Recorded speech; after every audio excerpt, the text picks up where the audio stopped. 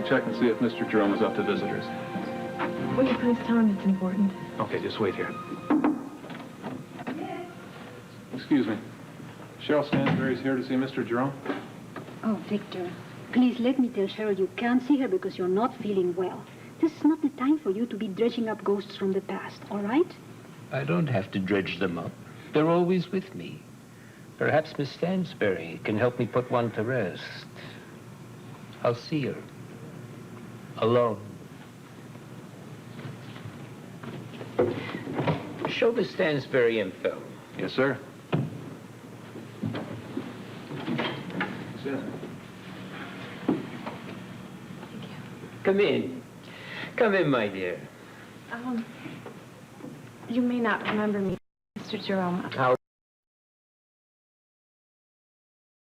could I ever forget such a lovely face? Now, please. Oh, thank you. You're looking radiant. I was sorry to hear about your illness. My health is the least of my problems. Let's see. The last time I saw you was at my daughter's gallery.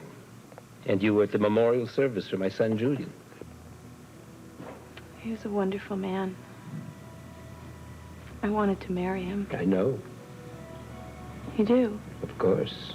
Julie told me all about his plans to marry you. He said, Papa, she's the most wonderful girl in the world.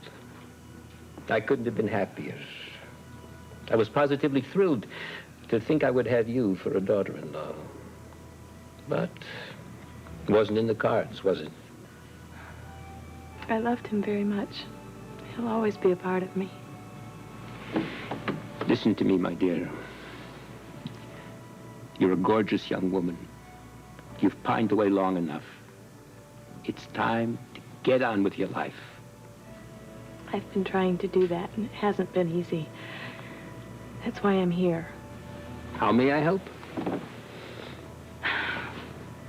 When Julian and I broke up, I swore I'd never fall in love again.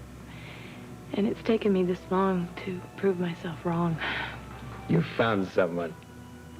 Yes, I have. He's quite an extraordinary man. I couldn't be happier for you. So where do I fit in? Olivia and I have had a falling out. It's very serious. She was so upset that she interfered with my relationship in the worst possible way. I'm afraid I've lost him. I see. You want me to have a word with Olivia? Yes. I'm afraid I've long since lost what little control I ever had over Olivia. Even a month ago, I would have tried at least. But now, I wouldn't dare. Well, I understand that you can't afford to alienate her. Alienate her? My daughter and I couldn't be further apart. Then... It's not myself I'm thinking about, Cheryl. May I call you that? I'm concerned for your well-being. If I interceded with Olivia on your behalf, there's no telling what she might do to you. She couldn't do anything worse than what she's already done. If you believe that, you don't know my daughter. You want to wind up like Julian? Are you saying she's capable of murder? She's a lot more than capable. What are you suggesting? I'm not suggesting anything. I'm telling you outright. Olivia killed Julian.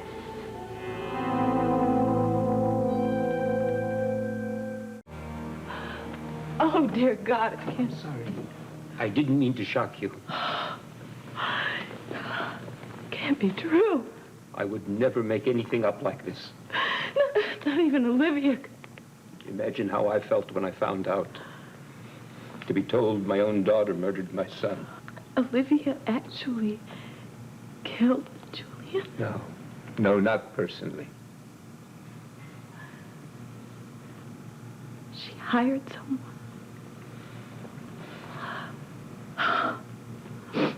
Are you absolutely certain? I have proof. The hitman she hired to do her dirty work confessed. One of my most trusted associates managed to get the statement on tape. Olivia arranged the entire thing. There's no way that your source could be wrong. I only wish he could. I've leaned over backwards to punch holes in the story. I'd have given my right arm to find an alibi for Olivia. The very thought that she could consider gunning down her brother in cold blood was too horrible to imagine. But that's what happened. Olivia did everything herself but pull the trigger. Mr. Jerome, I'm sorry. I can only imagine what you're going through. I know how much Julian meant to you. To both of us. You loved him in your way every bit as much as I did.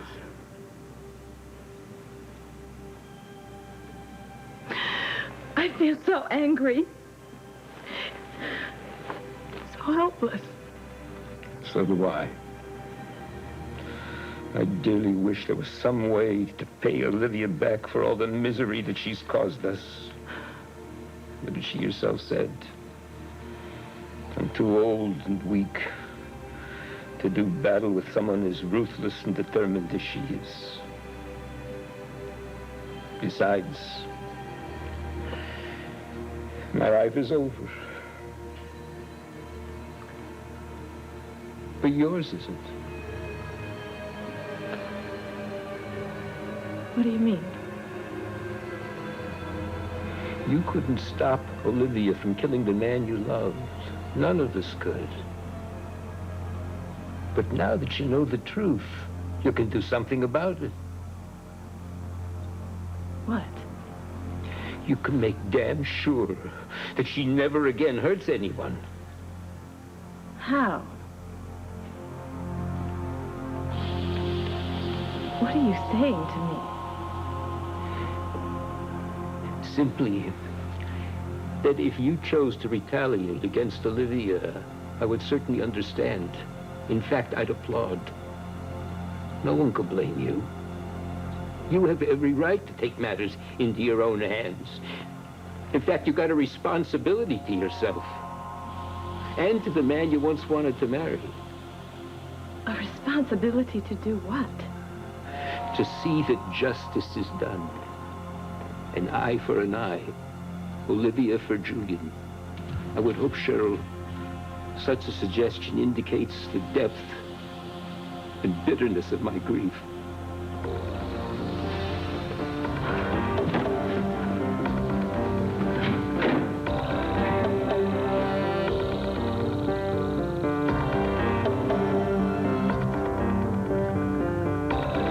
At first it was just occasional lapses, but lately it's just gotten worse and worse.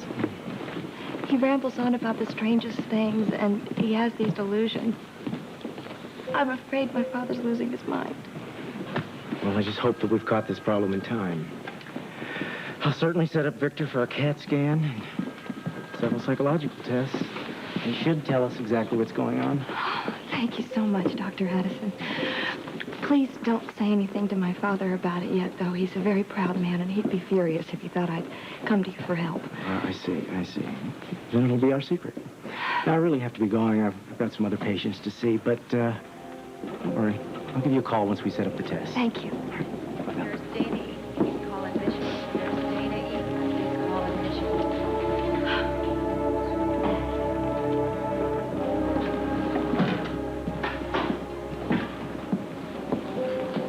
Hi, is Terry around? I was told I'd find her here. You were told right. Do you happen to know where she is? What? Oh, Terry. Oh, no, not offhand, but I can make a few phone calls for you. Oh, don't bother. Well, it would save you from walking all over the hospital. Well, I could use the exercise. I'll track her down, thanks. Sure. Boy, some girls have all the luck.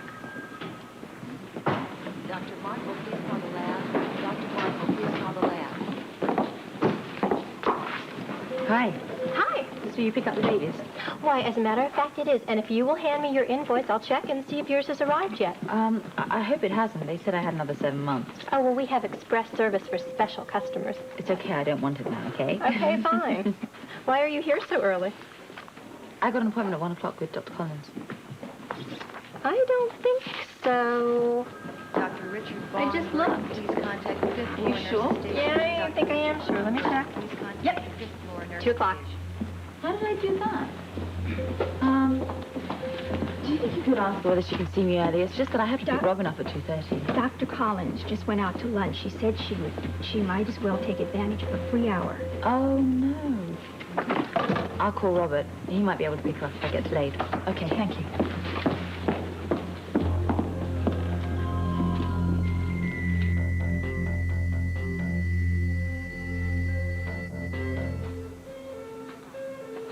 Are you sure this is the right place? And where's Ripley? All right. Nico! Mr. Donnelly, we'll meet again.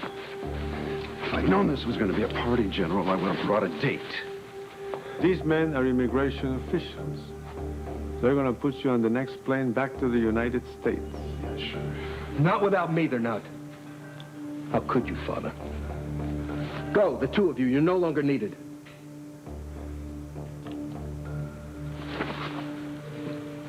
I am sorry, Sean.